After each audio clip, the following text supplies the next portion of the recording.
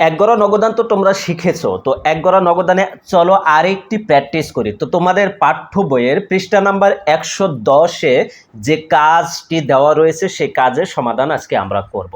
তো এই কাজে ম্যাথটি কি দেওয়া আছে আগে আমরা একটু পড়ে এটা বিশ্লেষণ করার চেষ্টা করি, তারপরে আমরা এটা সমাধান করব। হ্যাঁ, কি বলা আছে দেখো, আবু তালেব সরকার হলো মালিক। হ্যাঁ, নগদ 20,000 টাকা নিয়ে 2025 সালে 1 জুন তালেব এন্টারপ্রাইজ নামে ব্যবসা শুরু করলেন। ওকে, তাইলে তালেব এন্টারপ্রাইজ হলো প্রতিষ্ঠানের নাম। তাইলে আমি যখন হিসাব করব তখন তালেব এন্টারপ্রাইজের যদি নগদান বই করি তাহলে নগদান বই, যদি জাবেদা করি তাহলে জাবেদা, এরকম লিখবো। হ্যাঁ, যদি রেওয়ামিল করি তাহলে রেওয়ামিল, যদি খতিয়ান করি তাহলে খতিয়ান লিখবো, এরকম। তাহলে আমাদের প্রতিষ্ঠানের নাম কি পাইলাম? তালেব এন্টারপ্রাইজ। আর মালিকের নাম হলো আবু তালেব সরকার। তো মালিকের নাম আমার দেখার দরকার নাই, মালিকের নাম ব্যবহার হবে না।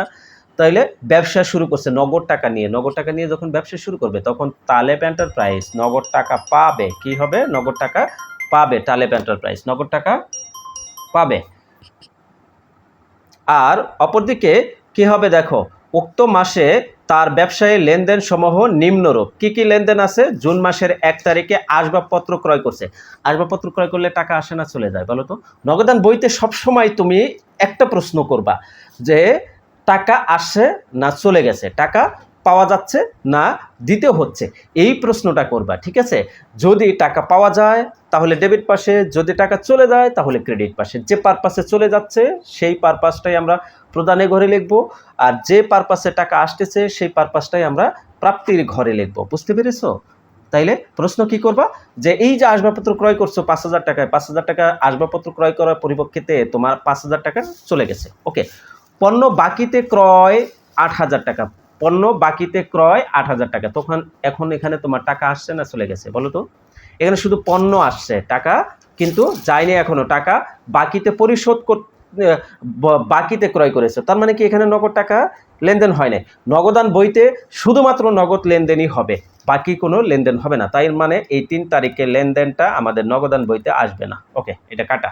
হ্যাঁ, আজাদের নিকট নগদে বিক্রয়। দেখো এখানে ব্যক্তির নাম উল্লেখ আছে, আবার নগদে উল্লেখ আছে। তো নগদে উল্লেখ যখন থাকবে তখন যদু মধু কদু দাদা খালু নানা যাই থাকুক না কেন তাদেরকে আর চেনার দরকার নেই। তাহলে আজাদকে, সে ব্যক্তিকে আমার চেনার দরকার নেই, আমি নগদে কিনে নিয়েছি। ঠিক আছে, নগদে কিনে নিয়েছি। তাহলে এখানে নগদে বিক্রয় করা হয়েছে। ওকে, নগদে বিক্রয় করছে। বিক্রয় করলে কি টাকা আসে না চলে যায় বলো তো? বিক্রয় করলে টাকা আসে, টাকা আসে। তাইলে প্রাপ্তির ঘরে আসবে। কোথায় আসবে? প্রাপ্তির ঘরে, মানে ডেবিট পাশে। ওকে, এরপরে দেখো কি জন্য আসলো? বিক্রয় করার কারণে। এরপরে 7 তারিখ, জুনের 7 তারিখে বলা আছে নগদে পণ্য ক্রয়। ক্রয় করলে টাকা আসে না চলে যায় বলো তো? ক্রয় করলে টাকা চলে যায়, তাহলে প্রদানে ঘরে যাবে। এরপরে দেখো প্রদেয় হিসেবে টাকা পরিশোধ করা হলো 3,000 টাকা। তাইলে এখানে টাকা আসছে না চলে গেছে বলো? এখানেও টাকা চলে গেছে। তাহলে কি হয়েছে? চলে গেছে। চলে গেলে কি হবে? ক্রেডিট পাশে যাবে, প্রদানে করে। এরপরে দেখো 11 তারিখ, বিজ্ঞাপন বাবদ ব্যয় 2,000 টাকা। তাহলে ব্যয় হয়েছে, টাকা আসছে না চলে গেছে বলো তো? এখানেও টাকা চলে গেছে। মণিহারির দ্রব্যাদি ক্রয় 500 টাকা। তাহলে এখানে টাকা আসছে না চলে গেছে বলো তো? ক্রয় করলে তো টাকা চলে যায়, তাই না? ক্রয় করলে দোকানদার তো তোমার নানা হয় না যে তোমাকে পণ্যও দিবে আবার টাকাও দিবে, তাই না? তোমার কাছ থেকে টাকা নিবে, বিনিময়ে পণ্য দিবে, তাহলে টাকা চলে যাচ্ছে। হ্যাঁ, এরপরে দেখো কমিশন প্রাপ্তি 1,000 টাকা। কমিশন প্রাপ্তি 1,000 টাকা, তাহলে ক্যাশ 1,000 টাকা নগদে পেয়েছো। হ্যাঁ, এরপরে দেখো জুনের 28 তারিখে বলা আছে বিক্রয় 7,000 টাকা। তাইলে এখানে নগদে না বাকিতে কোনো কিছু উল্লেখ নাই। তাইলে কোনো কিছু উল্লেখ না থাকলে ওটা নগদেই হয়েছে বলে ধরে নিতে হয়। তাইলে এটা নগদে হয়েছে। বুঝতে পেরেছো? তাইলে বিক্রয় 7,000 টাকা। তাহলে বিক্রয় করলে কি হয়? টাকা আসে। এবার তো আমার যে পণ্য কিনতেছে বা যার কাছে বিক্রয় করতেছি সে তো আমার আর কি হয় না, নাতি হয় না, তাই না? বা সে আমার কোনো আত্মীয় হয় না যে তাকে পণ্য ফ্রিতেই দিয়ে দিব। তাইলে তার কাছ থেকে টাকা নিচ্ছি। ঠিক আছে, তাহলে এখানে নগদ টাকা পাইছে। তাহলে প্রাপ্তি হলে ডেবিট পাশে আর প্রদান হলে ক্রেডিট পাশে। যে পারপাসে প্রাপ্তি হবে সেটি আমরা বিবরণী ঘরে লিখব, বা প্রাপ্তির ঘর যেটা থাকে সেটাতে লিখব। আর প্রদান যে পারপাসে হচ্ছে সেই পারপাসে আমরা প্রদানের ঘরে সেই পারপাসটা লিখব। ঠিক আছে, তাহলে এখানে কি বলছে, উপরিক্ত লেনদেনের ভিত্তিতে এক গড়া নগদান বই প্রস্তুত করো। খুব সুন্দর একটা কথা বলেছে, কি বলেছে, এক গড়া নগদান বই প্রস্তুত করো। এখন তোমাদের কাছে একটি প্রশ্নটা কি, যারা গত ক্লাসটা করেছো মনোযোগ দিয়ে তারা অবশ্যই এটার অ্যান্সার দিতে পারবে, আর যারা গত ক্লাস করো নাই তারা অবশ্যই ডেসক্রিপশনে লিঙ্ক দেওয়া থাকবে, ক্লাসটা করে নিবা। হ্যাঁ, ওইটা ক্লাসটা খুব ইম্পর্টেন্ট একটা ক্লাস ছিল, যে ক্লাসটা করলে তুমি নগদান বই সম্পর্কে বেসিক ধারণাটা কমপ্লিট করে নিতে পারবে। তাহলে এক গড়া নগদান বইতে মোট কতগুলো কলাম থাকে, এটি তোমাদের কাছে প্রশ্ন। হ্যাঁ, তোমরা সবাই কমেন্টের মাধ্যমে আমাকে জানাও, তাহলে এটার আমরা সমাধান করব। চলো সমাধানটা কিভাবে করে দেখো।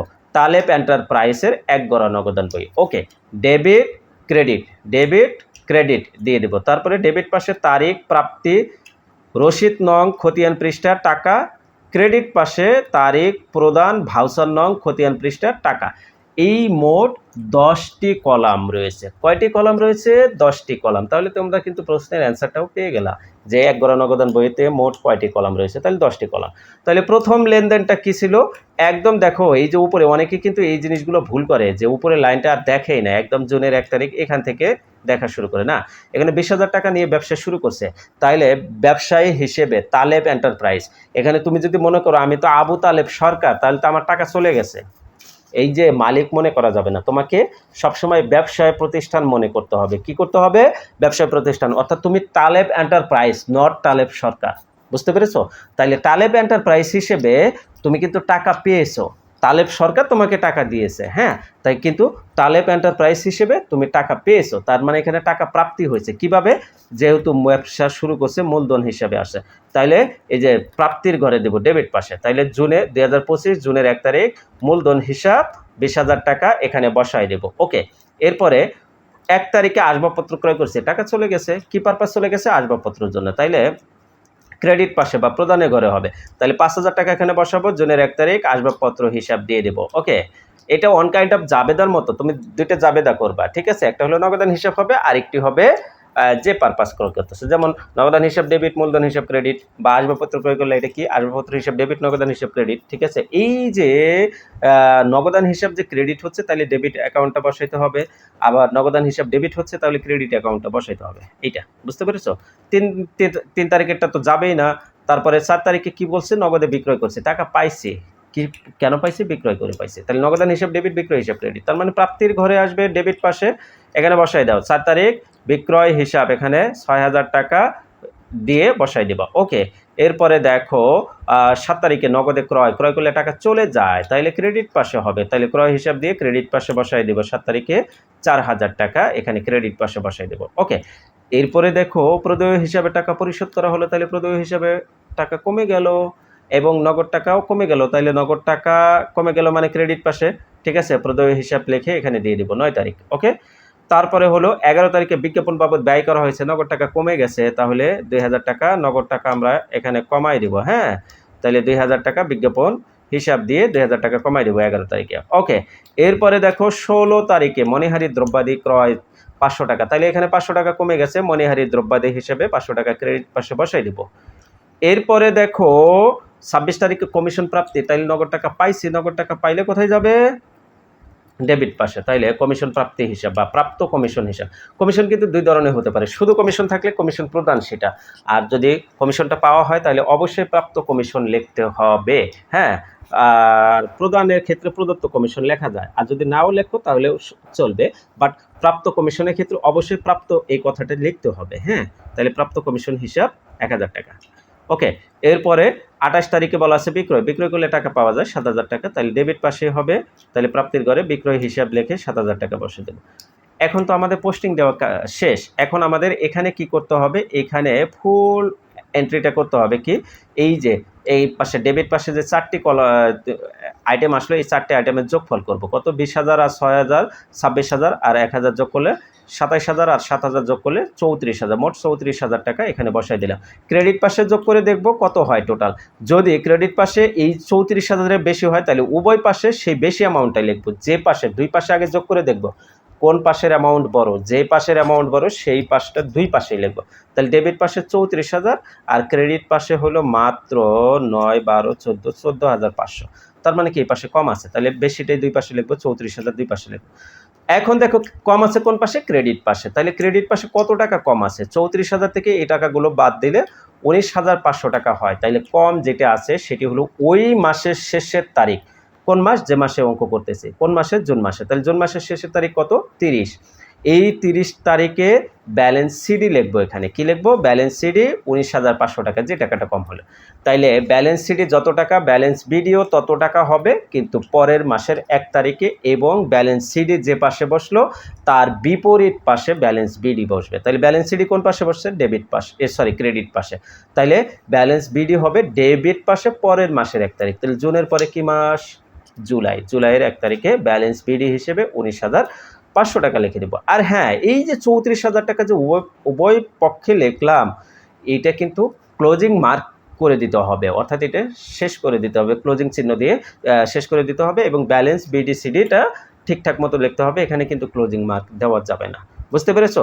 তার মানে ব্যালেন্স সিডি এখানে ক্রেডিট পাশে আছে, ব্যালেন্স সিডি অর্থাৎ ক্রেডিট পাশের অ্যামাউন্ট কম, ডেবিট পাশের যোগফল বেশি, তাহলে এটা কোন জের হবে বলো তো, যে পাশের যোগফল বেশি সেই জেরই হবে। তাহলে জের কোন পাশের, ডেবিট পাশের যোগফল বেশি, তাহলে ডেবিট জের। আর ব্যালেন্স সিডি যদি ক্রেডিট থাকে সেটাকে নিঃসন্দেহে ডেবিট জের বলবো, আর ব্যালেন্স সিডি যদি ডেবিট পাশে থাকে সেটাকে নিঃসন্দেহে ক্রেডিট জের বলবো। মনে থাকবে? হ্যাঁ, অর্থাৎ ব্যালেন্স বিডি যেদিকে থাকে সেই জের, ব্যালেন্স সিডি যেদিকে থাকে তার বিপরীত জের হয়। মনে থাকবে? আমি কিন্তু সবভাবেই বুঝাই দিলাম। তাহলে এই ছিল এক গড়া নবদান বইয়ের সমাধান। আশা রাখি তোমরা বুঝতে পেরেছো। আর যদি কোথাও কোনো প্রশ্ন থাকে তাহলে অবশ্যই আমাকে কমেন্ট করে জানাবে। সবাই ভালো থাকো, সুস্থ থাকো, আল্লাহ হাফেজ।